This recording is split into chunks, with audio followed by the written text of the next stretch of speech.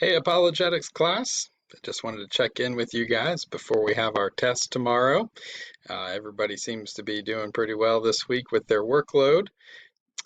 We went through our worldview assessment results yesterday. I just finished going through the work that you submitted there. We'll go over a couple of those things as well, but the test is pretty straightforward. It's only going to cover two big topics from what we've been studying. First of all, is the deity of Christ, which is the matter of whether Jesus is really truly God.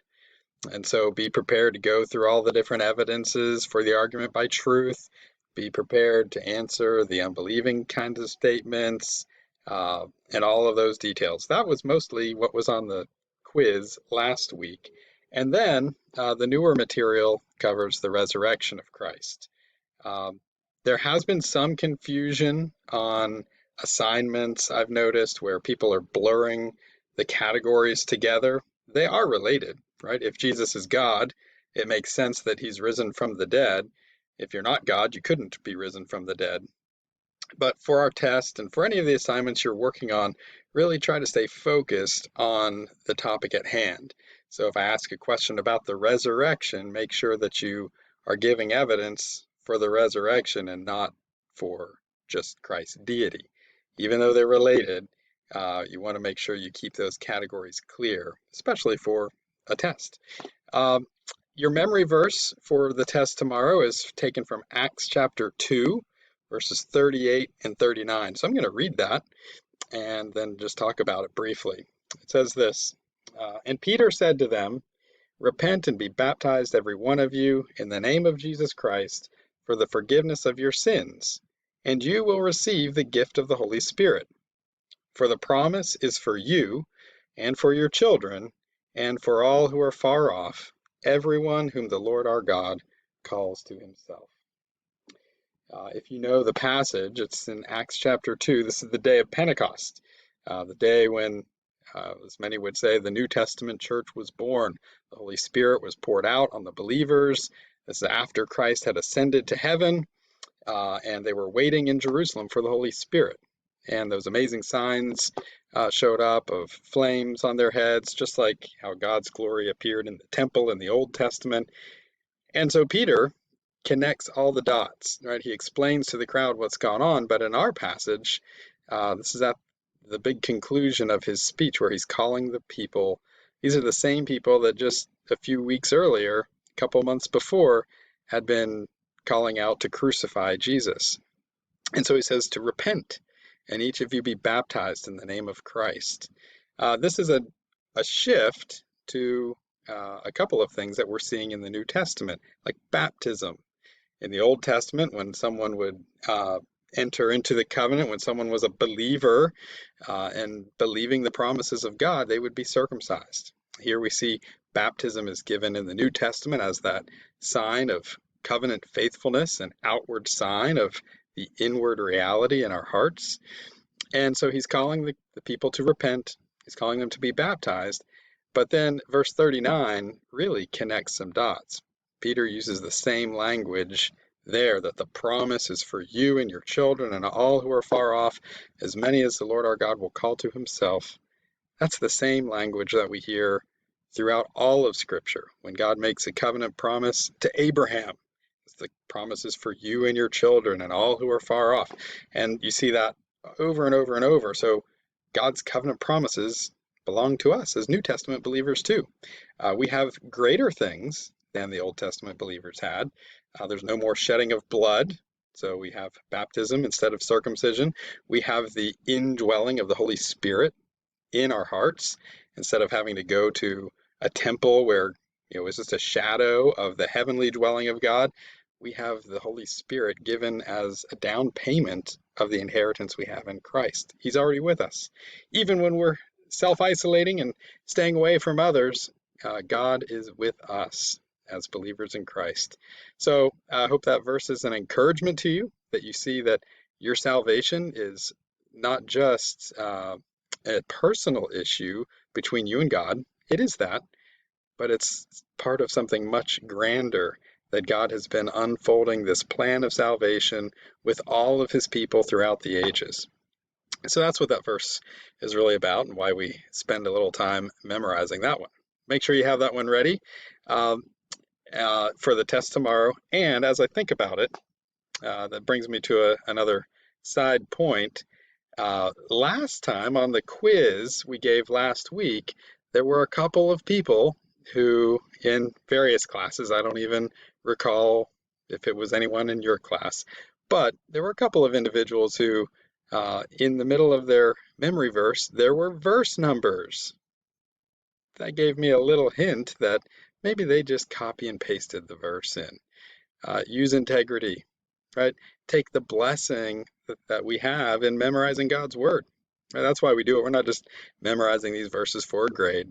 Really want to challenge you to think through those passages. Put them in your heart, not just in your mind, and not just in a little box on your computer screen so that you can get points. So, with that said, just make sure you're really learning the material. We're missing out. We're not able to be together in school right now. We miss a lot of discussion time and opportunities to talk about why these issues really matter and how you might encounter them in your personal life. So really try to engage with the assignments I give you.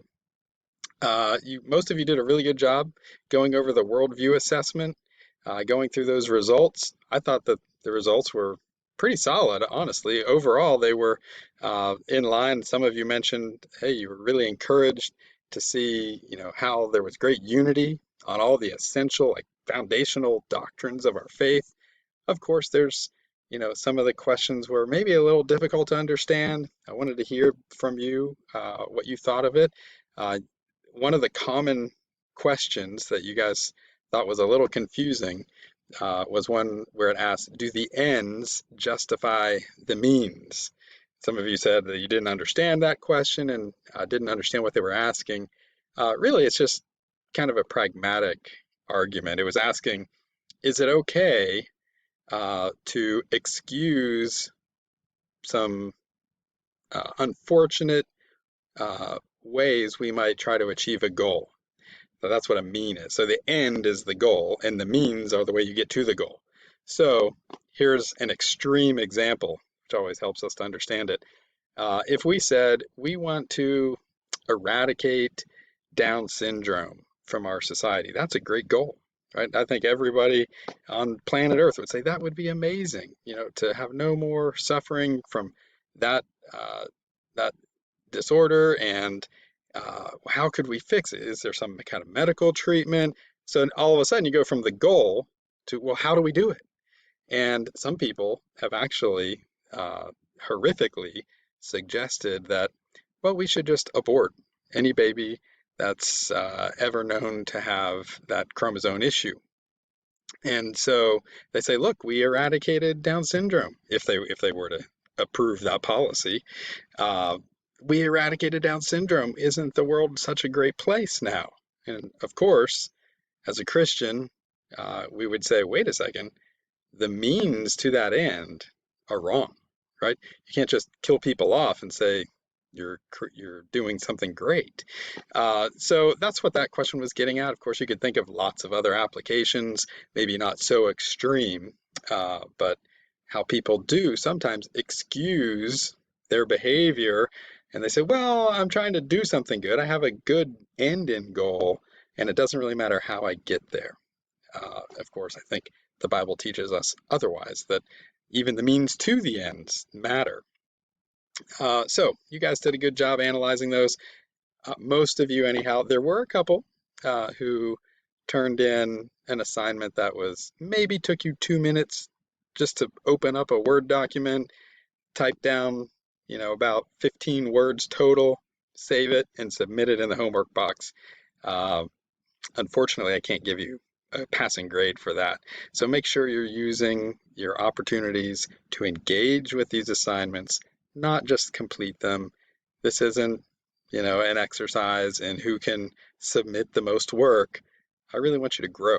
I really want you to think as I give you those assignments. So with that, feel free to reach out to me if you have any questions about the test before tomorrow.